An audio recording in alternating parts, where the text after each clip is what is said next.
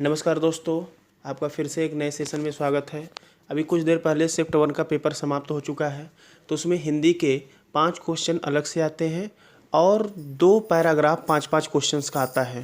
ठीक है, तो यहाँ पर जो 5 क्वेश्चन आए हैं उनको हम यहाँ पर डिटेल व्याख्या करेंगे और जो पैराग्राफ का क्वेश्चन जो आंसर होगा उसकी तो चर्चा करेंगे ही, लेकिन जो लोग एग्ज़ाम देने जाने वाले हैं वो पहले इस वीडियो को ध्यान से देख लें। ठीक है, और लास्ट में हम जो है पैराग्राफ को कैसे सॉल्व करते हैं इसकी एक बेहतरीन ट्रिक की वीडियो बनाए हैं। हम इसमें जो है पिन कर देंगे, अभी लास्ट में हम आपको बताते हैं, तो उसको देख कर अवश्य जाइएगा। हिंदी में आपको 15 नंबर लाने से कोई रोक नहीं सकता है। तो चलिए शुरू करते हैं, बात करते हैं पहले क्वेश्चन की। तो पहला क्वेश्चन यहाँ दिया गया है, किस विकल्प में शब्द युग्म का अर्थभेद सही नहीं है। तो ध्यान से देखिएगा, पहला यहाँ पर दिया गया है अंश और अंश, एक में बड़ा सा है एक में छोटा सा है। तो यहाँ पर जो बड़ा वाला स होता है उसका अंश का मतलब क्या होता है, हिस्सा होता है, और छोटे वाले स का मतलब क्या होता है, कंधा। तो ये तो बिल्कुल सही है। अच्छा, दूसरा जो दिया गया है अवलंब, अवलंब का मतलब होता है आधार या सहारा, और इसमें अवलंब का मतलब क्या दिया है, अधर दिया है, तो बिल्कुल गलत होगा। अभी दूसरे की बात डिटेल में करते हैं और देख लेते हैं। अपेक्षा का मतलब आशा होता है और उपेक्षा का मतलब निरादर होता है, ये भी बिल्कुल सही है। अनिल का मतलब हवा और अनल का मतलब आग होता है, ये भी बिल्कुल सही है। अर्थात इसका सही आंसर आपका सेकंड होना चाहिए, क्योंकि अवलंब का मतलब होता है आधार या सहारा। तो यहाँ पर अधर नहीं होगा, क्योंकि अधर का मतलब होता है नीचे का होठ। जैसे मुरलीधर भगवान श्री कृष्ण को कहते हैं, तो उनके वो जो मुरली बजाते हैं नीचे वाले होठ पर रख के बजाते हैं, तो नीचे वाले होठ को अधर कहते हैं और ऊपर वाले को होठ कहते हैं। तो इसलिए यहाँ पर अधर नहीं होगा।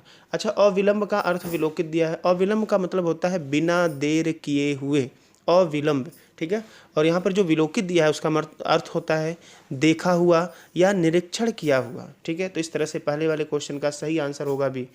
ठीक है, आगे बढ़ते हैं, बात करते हैं नेक्स्ट क्वेश्चन की। अगला क्वेश्चन यहाँ पर दिया गया है, किस विकल्प में सभी शब्द परस्पर पर्यायवाची हैं। पर्यायवाची की बात किया गया है। तो पहले वाले ऑप्शन में यदि हम देखें तो यहाँ पर दानव दिया गया है, निशाचर दिया गया है, ये दोनों तो एक दूसरे के पर्यायवाची हैं, लेकिन जो तीसरा ये अम्बक दिया गया है ये इसका पर्यायवाची नहीं है। तो अम्बक है किसका पर्यायवाची, अम्बक आँख का पर्यायवाची है। आँख, लोचन, चक्षु, नयन, अक्ष, दृग, विलोचन, दृष्टि, ये सारे जो है नेत्र के पर्यायवाची हैं। अगला देख लेते हैं, रीता, रिक्त और तिक्त। यहाँ पर दिया गया है रीता और रिक्त दोनों एक दूसरे के पर्यायवाची हैं। रीता और रिक्त का मतलब होता है खाली, लेकिन यहाँ पर जो तिक्त दिया है, तिक्त का मतलब होता है तीखा। ठीक है, तो रीता, रिक्त, शून्य ये सब एक दूसरे के पर्यायवाची हैं, लेकिन तिक्त मतलब तीखा होता है, ये उसका पर्यायवाची नहीं है। ठीक है, तीसरा देखते हैं, मनोरथ और स्पृहा।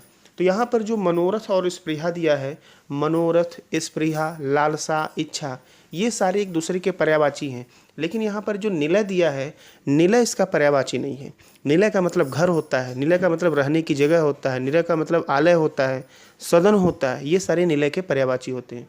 नेक्स्ट देखते हैं, अगला दिया गया है चौथा, पार्वती, रुद्राणी, भवानी। ये बिल्कुल सही है, तीनों पार्वती के पर्यायवाची हैं। पार्वती के यदि हम और कुछ पर्यायवाची की बात करें तो उमा इन्हें कहते हैं, गौरी कहते हैं, आर्या कहते हैं, कपर्दिनी कहते हैं, शिवा कहते हैं, अपर्णा कहते हैं। क्लियर, बात करते हैं नेक्स्ट क्वेश्चन की। अगला क्वेश्चन आपका है, किस विकल्प में सही विलोम युग्म है। तो ध्यान से देखें, आप पहले हम आंसर की बात कर लेते हैं, सही विलोम युग्म कहाँ है। तो यहाँ पर जो चौथा दिया है, नूतन का पुरातन, मतलब नूतन मतलब नवीन, पुरातन मतलब प्राचीन, तो ये दोनों एक दूसरे के बिल्कुल विलोम सही हैं। अच्छा, और सही क्यों नहीं है, जो पहला यहाँ पर ऑप्शन दिया है निषिद्ध, निषिद्ध का विलोम होता है विहित या आदिष्ट होता है। तुक्ष का विलोम होता है महान, तो दोनों तो एक दूसरे के विलोम नहीं है। जोड़ का विलोम होता है घटाव, और मेल का विलोम होता है बेमेल। नेक्स्ट, कर्कश, कर्कश का विलोम होता है खुरदरा, और यहाँ पर, या खुरदरा नहीं कहेंगे, कर्कश का विलोम यहाँ पर आवाज़ से संबंधित है।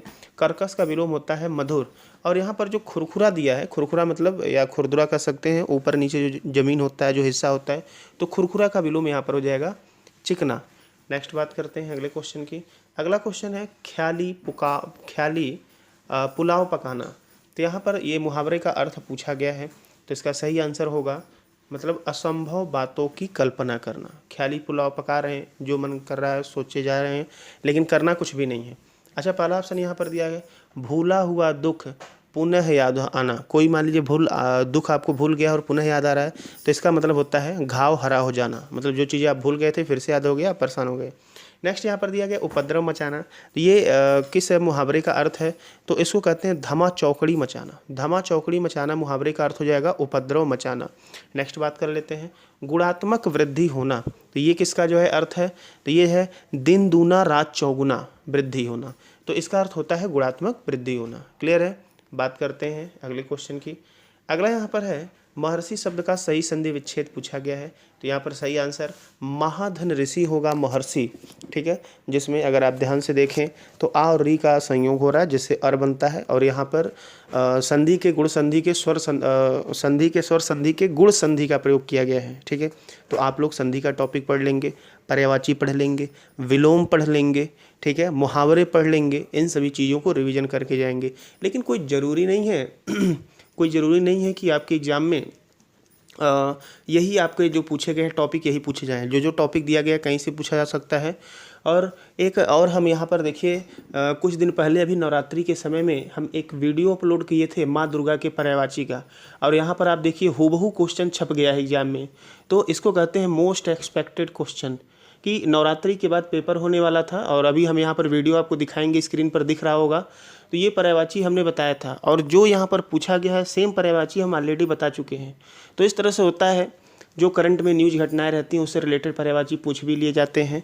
और अब इसके बाद रह गई आपकी बात जो है दो जो है इसमें गद्यांश पूछे गए हैं। तो ध्यान से देखिए, स्क्रीन पर गद्यांश के भी जो है ट्रिक हमने जो बताया है वो आपको स्क्रीन पर दिख रहा है। तो आप जो है एग्ज़ाम में जाने से पहले इसको ज़रूर देख के जाएं। पक्का है कि आप जो है गद्यांश में गलती नहीं करेंगे। और प्लस हिंदी को लेकर एक हमने चांद का मैराथन डाला है, तो उस मैराथन को भी आप पूरा एग्ज़ाम से पहले अवश्य देखें। मिलते हैं फिर से अगले सेशन में रीजनिंग के साथ, तब तक के लिए धन्यवाद।